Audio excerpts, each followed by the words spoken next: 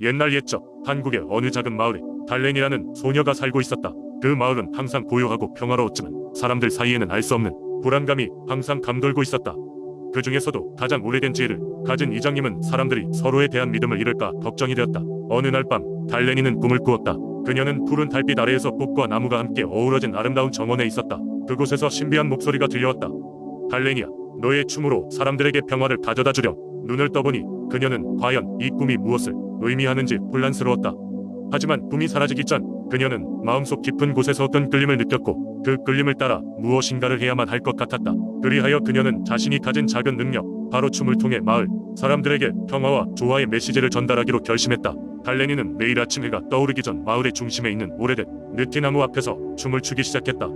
처음에는 단순히 그녀의 움직임에 불과했지만 시간이 지날수록 그녀의 춤은 더욱더 아름다워졌고 사람들은 그녀의 춤추는 모습을 보며 하루를 시작하기 시작했다. 어느 늦은 오후 마을에 나쁜 소식이 전해졌다. 근처 계곡에서 강물이 범람하여 마을로 흘러들고 있다는 것이었다. 사람들은 놀라고 두려워했으며 어떻게 해야 할지 모른 채 발만 동동 구르고 있었다. 그때 달렌이는 조용히 앞으로 나섰다.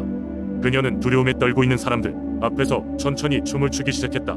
그녀의 춤은 사람들의 두려움을 서서히 잊게 만들었고 마치 마법처럼 강물의 흐름조차 달렌이의 춤에 맞춰 잔잔해지기 시작했다.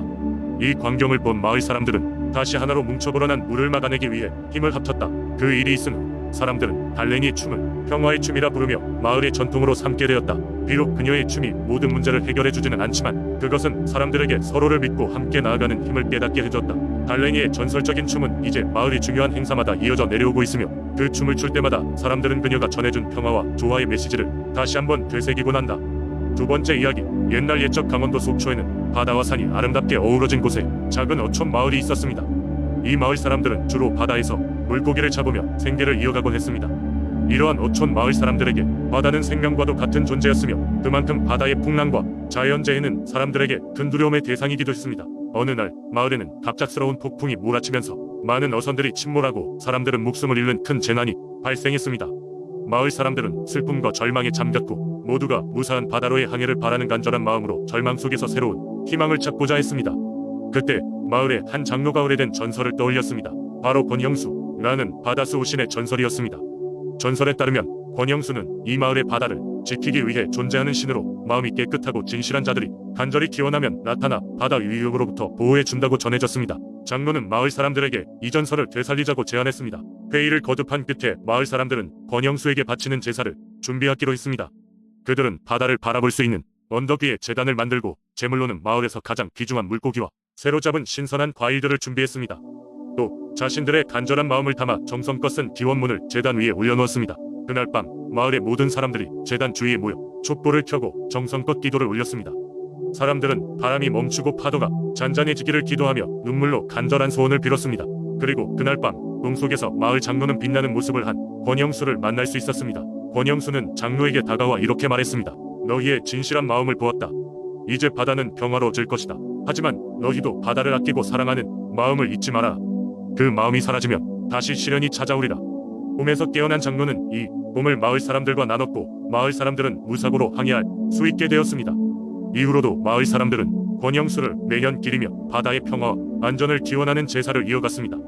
이러한 전설은 지금도 속초에서 전해 내려오며 과거의 어촌 마을 사람들의 간절한 염원이 담긴 속초의 민속신앙 이야기로 자리 잡고 있습니다.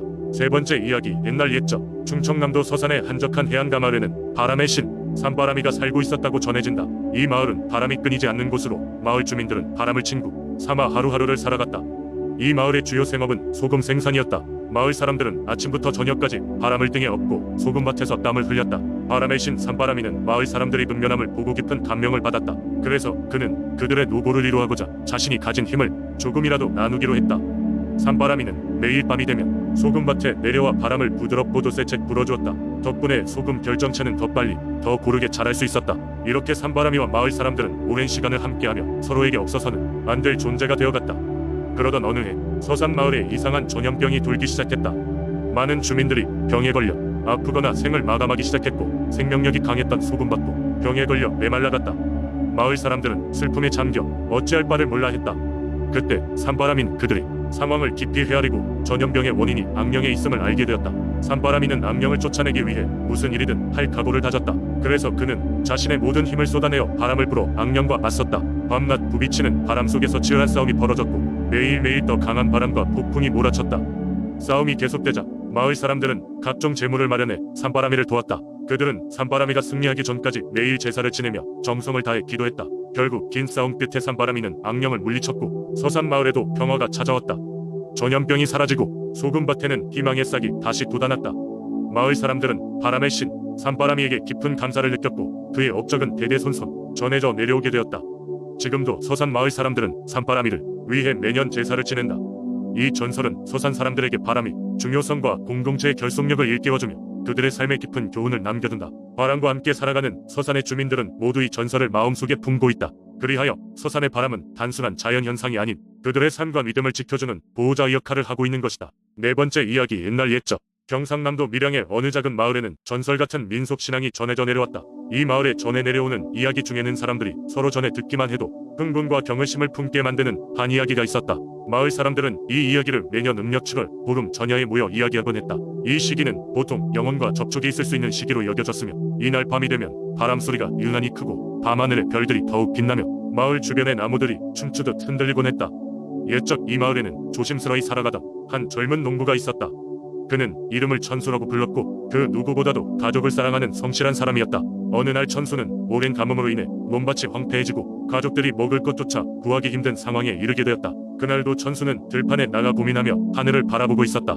그는 하늘 신에게 무릎 꿇고 빌면서 마음속으로 단 하나의 기회라도 내게 주어진다면 어떠한 일도 행할 준비가 되어 있습니다 라고 간절히 기도했다. 그때 천수가 있는 곳에서 작은 울음소리가 들려왔다. 그것은 가까운 숲에서 들려오는 소리였으며 점점 가까워지고 있었다. 천수는 덤불숲을 조심스레 헤치고 들어가 소리를 찾아다녔다. 그가 도착한 곳엔 검은 고양이가 있었다. 눈이 초롱초롱 빛나는 고양이는 천수의 눈을 또렷이 바라보며 가녀린 울음소리를 내고 있었다. 천수는 순간적으로 그 고양이가 평범한 존재가 아니라는 것을 직감했고 무언의 메시지를 전달하려는 것임을 느꼈다. 천수는 설레는 마음으로 고양이를 살펴보았고 고양이는 마치 대화를 나누듯 천수를 인도하기 시작했다. 고양이를 따라가던 천수는 그 재단같이 아늑한 숲 속빈터에 도달하게 되었다. 고양이는 그곳에서 조용히 앉아 천수를 바라보며 기다리고 있었다. 천수는 자신의 영감을 따라 이 장소가 마을에 수호신이 깃든 곳임을 깨달았다. 그는 고양이를 통해 갈증나는 가뭄 속에서 그의 가족과 마을 사람들을 구할 수 있는 길을 찾을 수 있을 것이라 느꼈다. 고양이를 수호신으로 여긴 천수는 그곳에서 며칠 밤낮을 고양이와 함께 지내며 숲속의 자연과 조화를 이루고자 했다. 그는 이 신성한 장소에서 고양이에게 여러 번 감사의 말을 전하고 도움을 청했다.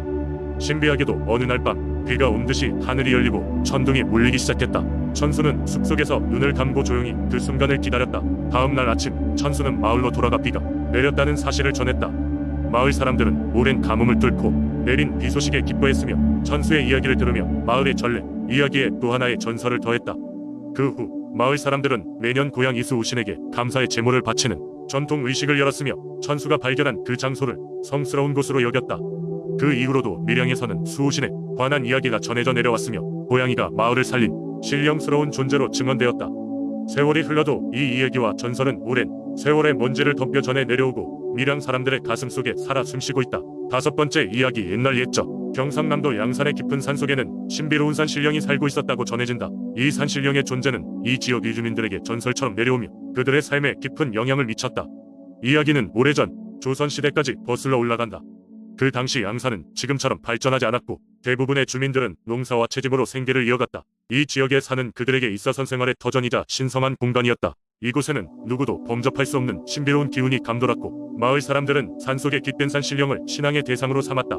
산신령은 외형을 드러내지 않았지만 그는 항상 그를 믿고 따르는 사람들을 지켜주고 복을 내렸다고 한다. 특히나 가뭄이 심했을 때 마을 주민들은 산신령에게 제사를 지내며 비를 내려달라 간청했다. 그럴 때마다 어김없이 밤사이 굵은 빗줄기가 내렸고 농작물은 다시금 생기를 되찾았다. 덕분에 주민들은 산신령의 존재를 확정적으로 믿게 되었고 그의 의지를 거스르지 않기 위해 항상 정성을 다했다. 그러나 모든 것이 순조로웠던 것만은 아니었다. 어느 날 외지에서 온 도적들이 마을을 습격했다. 그들은 이 산속에 숨겨져 있는 전설적인 보물을 찾으러 왔다고 했다. 하지만 이들은 산을 두려워하지 않았고 산신령의 황실 같은 터전을 파헤치기 시작했다. 이를 본 양산의 주민들은 두려움에 떨며 산신령의 분노가 닥칠까 걱정했다. 마침내 도적들이 깊은 산속에서 금과 은이 땅 위로 드러난 것을 발견하는 순간 하늘은 갑자기 어두워지기 시작했다. 그리고 갑자기 천둥 번개가 칠랑거리고 산의 나무들이 흔들흔들하며 깊은 울림을 냈다. 그 순간이 바로 산신령이 분노의 힘을 보여준 때였다. 도적들은 그 광경에 겁을 먹고 금방산에서 도망쳤다. 그 이후로 그들은 그 지역에 다시는 발을 들이지 못했다. 산신령의 힘을 직접 체험한 마을 사람들은 이 사건 이후 더욱 산신령에 대한 신앙심이 두터워졌다. 매년 이맘때가 되면 양산의 주민들은 산신령을 위한 큰 축제를 열어 그의 은혜에 감사했고 주변 사람들과 함께 좋은 기운을 나누었다. 이 이야기는 오랜 세월이 지난 지금도 양산 사람들 사이에서 전해 내려오고 있으며 그들이 자연과 더불어 살아가는 방법을 가르치고 있다. 현대에 와서는 여러 가지 종교적인 가치들이 등장했지만 양산의 많은 문화인들은 이 전통적인 산신령 이야기를 통해 자연의 소중함과 조화로운 삶의 중요성을 되새기고 있다. 그리고 여전히 양산의 깊은 산속에는 전설 속 산신령이 주민들을 지켜보고 있을 것이라는 믿음이 이어지고 있다.